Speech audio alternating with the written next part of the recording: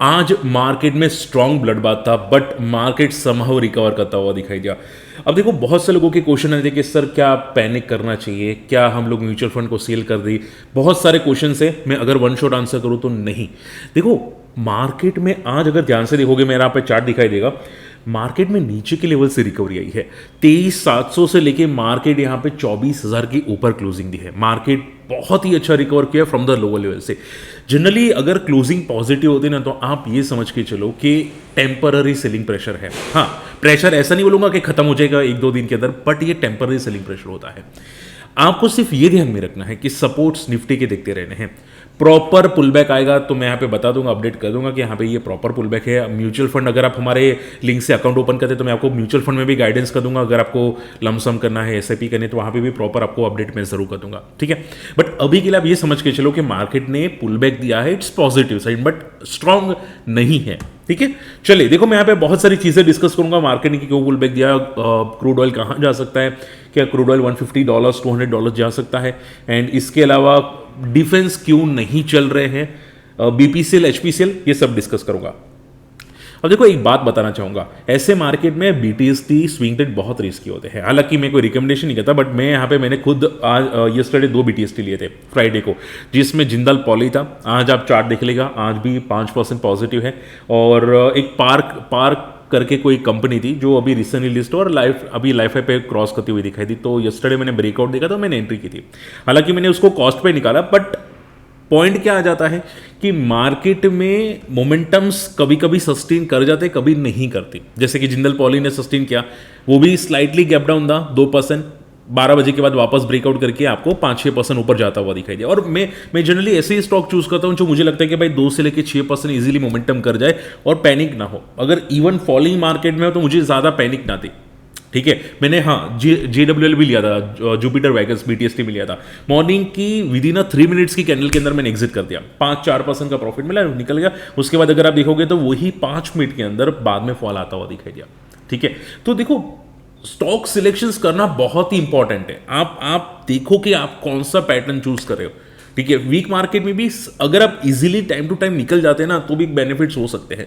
सीखना इंपॉर्टेंट है, ठीक है। चलिए, आज के अगर मार्केट में बात करें, मार्केट सेंसेक्स 1300 पॉइंट फॉल करता हुआ दिखाई दिया, निफ्टी ने 24,000 के ऊपर क्लोजिंग दी है, it's positive. Okay, point number 2, sir क्या मार्केट अब फॉल करेगा? अभी कुछ नहीं कहा जा सकता। जब तक वार है, जब तक क्रूड ऑयल ऊपर है, तब तक कुछ नहीं जा सकता। हालांकि एक पॉजिटिव है, ध्यान से सुनो।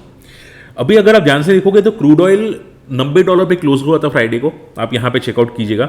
उसके बाद क्रूड ऑयल $120 आज के दिन के अंदर होता हुआ दिखाई दिया, $120 का हाई मारा था।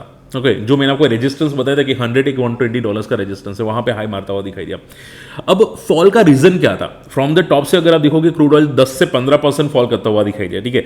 आज अभी अगर बात करें जाए तो 104 पे है क्रूड ऑयल यूएस मार्केट के अंदर। ओके, तो ये फॉल का रीजन क्या था? तो यहां पे एक बहुत बड़ी अपडेट आती हुई दिखाई दी कि जो G7 की कंट्रीज होती है, ओके, उन्होंने अपने जो रिजर्व्स होते हैं, ऑयल रिजर्व्स, वो बाहर निकालने की एक बात की कि भाई हम लोग एक दूसरे को सपोर्ट करेंगे, ऑयल रिजर्व्स बाहर निकालेंगे ताकि मार्केट में प्राइसेस ना बढ़े, इन्फ्लेशन ना बढ़े। समझ में रही बात है? इसकी वजह से क्रूड ऑयल फ्रॉम द जैसे ये स्टेटमेंट आया, हालांकि अननोन सोर्स कंफर्म नहीं है, तो अनकन्फर्म सोर्सेज के आता हुआ दिखाई दिया, जिसकी वजह से crude oil from the top से फॉल करता हुआ दिखाई दिया। तो देखो, जो भी लोग क्रूड ऑयल में ट्रेड करते हैं, हमेशा याद रखो कि न्यूज़ को देखा करो, रेजिस्टेंस को देखा करो, ये आपके बहुत काम आ सकता है। ओके, अब इसका अगला जो क्रूड ऑयल का रेजिस्टेंस है वो सीधा $120 है। आप चार्ट को फोकस कीजिएगा, अभी $120 पे बहुत बड़ा स्पाइक यहाँ पे क्रूड ऑयल ने किया है। तो जैसे ही 120 को ब्रेक करेगा, फिर वापस एक मोमेंटम स्टार्ट होगा, बट 120 के ऊपर ये कम से कम 15 से 30 मिनट सस्टेन करना पड़ेगा। अगर ये करता है तो एक पॉजिटिव सिग्नल होगा, वरना ये नेगेटिव हो जाएगा, ठीक है। अभी आप ये समझ के चलो, क्रूड ऑयल में अगर मोमेंटम नहीं आई तो 90 से लेके 120 के बीच में ये फंस जाएगा। क्रूड ऑयल 90 से लेके 120 में फंस जाएगा। तो जब तक अभी 120 के ऊपर ना जाए, तब तक ये रेंज में रहने की उम्मीद ज्यादा दिखाई देती है। हालांकि बड़ी रेंज है, बट ज्यादा दिखाई देती है। ओके, क्वेश्चन नंबर 3, सर क्या वार खत्म हो चुके हैं? Answer is no. अगर आप ध्यान से देखोगे तो अभी भी यहाँ पे एक्सप्लोजन्स की न्यूज आती हुई दिखाई दे कि भाई heavy explosion heard in Tehran, continuously bombarding suburbs. Okay, Turkey deployed 6 fighter jets to northern Cyprus, मतलब यहाँ पे कुछ न्यूज अभी भी आती हुई दिखाई दी है। सो अभी भी वार चल रही है। ठीक है। और ईरान, अभी यूएस ने ईरान की इंपॉर्टेंट जो ऑयल रिफाइनरीज होते हैं वहाँ पे अटैक किया था, जिसकी वजह से क्रूड ऑयल के प्राइसेस सीधा बबल हो गए। ओके, सो माना ये जा रहा है कि अभी के लिए अगर रशिया से ऑयल खरीदना स्टार्ट हो जाता तो शायद थोड़े से फ्लाइज प्रॉपर हो जाएंगे। G7 जो कंट्रीज़ है वहाँ से प्रॉपर ऑयल मिलना अगर स्टार्ट हो जाएगा तो भी प्राइस प्रॉपर हो जाएंगे। और इंडिया के पास अभी 2 महीने का रिजर्व है, ऐसा हमारे आई थिंक फाइनेंस मिनिस्टर ने बोला है। ओके, सो 2 महीने तक तो यहाँ पे कोई इश्यूज नहीं है, बट कटोकट तो रह नहीं सकते। 1 महीने का रिजर्व जैसे ही खत्म होता है दूसरे महीने का मंगाना ही पड़ेगा, वरना कटोकट रहेंगे तो प्राइस सीधी इन्फ्लेटेड हो जाएगी। आप समझ रहे हैं बात है। सो थोड़े से इश्यूज है। अगर 1 महीने के अंदर प्राइस सेटल होते तो अच्छी बात होगी, और अगर मान लो नहीं भी होते तो पता है प्राइस का प्रेशर किस पे आएगा? किसी को पता है? कमेंट करना। प्राइस का डायरेक्टली प्रेशर आएगा बीपीसीएल, एचपीसीएल जैसी कंपनीज के अंदर। यस, बीपीसीएल, एचपीसीएल कंपनीज, क्योंकि देखो अगर इन्फ्लेशन बढ़ता है तो कैसे बढ़ेगा?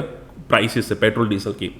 अगर पेट्रोल डीजल की प्राइस नहीं बढ़ाते गवर्नमेंट, तो गवर्नमेंट अपना टैक्स थोड़ा कम कर देगी टेम्पररी बेसिस पे, और बीपीसीएल, एचपीसीएल अपना प्रॉफिट्स कम कर देगी, क्योंकि उन्होंने बहुत सारे प्रॉफिट्स अभी ले चुके हैं।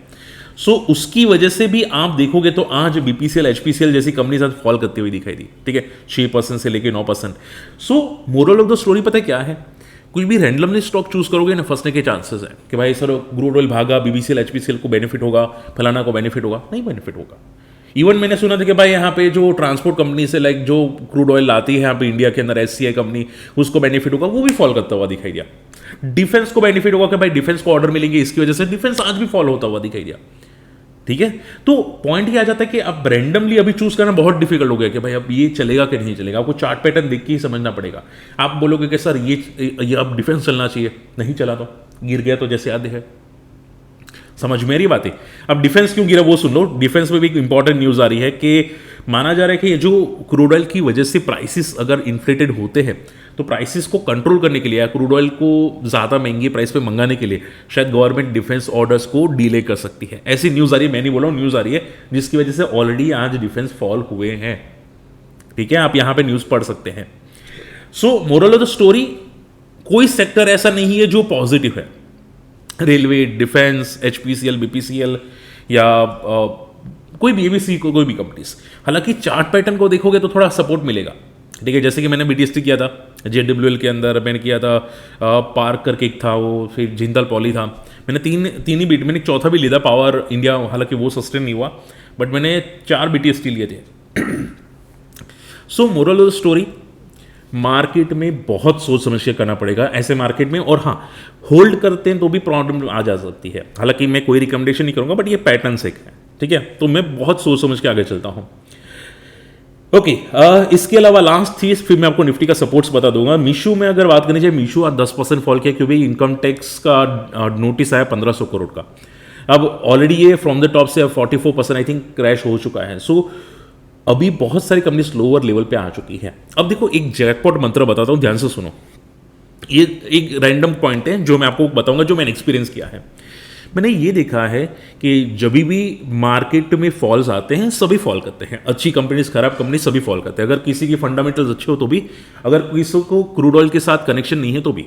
ठीक है, बट जब मार्केट रिबाउंड करता है, जब मिड कैप इंडेक्स रिबाउंड करता है, स्मॉल कैप इंडेक्स रिबाउंड करता है, तब वो सभी कंपनीज, इवन कचरा से कचरा कंपनी, मान लो भाई मैं एक रैंडमली एग्जांपल कोई भी ले लो, भाई पीसी हो गया, ओला हो गया, फलाना दिन का, ईबीसीडी, कोई भी कंपनीज, ठीक है, सब पुल बैक्स करती है।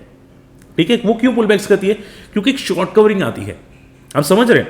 सो मोरल ऑफ द स्टोरी कि अभी फॉल सभी करेंगे। ऐसा मत समझो कि आपकी अच्छी कंपनी आप वो क्यों फॉल करेगी, सभी कंपनी फॉल करेगी। ठीक है, बट पुलबैक्स के टाइम पे बहुत तगड़ी तेजी से वीक कंपनी भी पुल बैक करेगी, स्ट्रॉन्ग कंपनीज भी पुल बैक करेगी। सो आप ये समझो कि अगर मान लो आप निकल गए अभी के लिए और बाद में पुल बैक आ गया तो क्या करोगे? वो भी तगड़ा पुल बैक आया तो, समझ रहे हो बातें? तो अभी के लिए आप ये समझ के चलो कि पैनिक मत करो, मार्केट में वीकनेस है, बट सपोर्ट्स नीचे से निफ्टी ले रहा है। अब लास्ट पॉइंट, निफ्टी का सर सपोर्ट क्या है वो मुझे बताओ। निफ्टी क्या क्या सपोर्ट यहाँ पे दिखाई दे रहा है? तो देखो, गिफ्ट निफ्टी का मैं इस सबसे आपको चार्ट्स बता देता हूँ। यहाँ पे गिफ्ट निफ्टी क्या बता रहा है। तो गिफ्ट निफ्टी में आप ये समझ के चलो 24,000 का लेवल टेस्ट हो चुका है, रिकवर हुआ है मार्केट।